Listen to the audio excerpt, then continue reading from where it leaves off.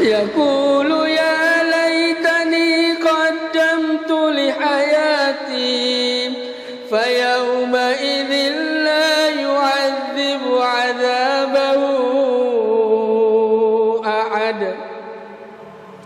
ولا يوثق وثاقه أحد. يا أيتها النفس المطمئنة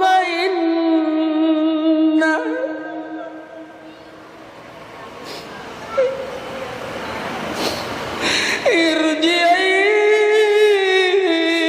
إلى ربك راضية مرضية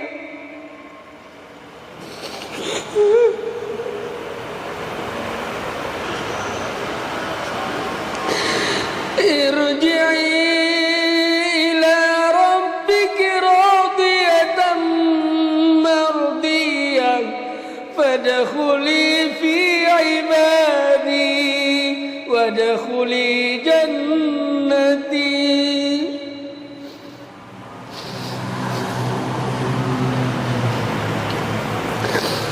الله أكبر.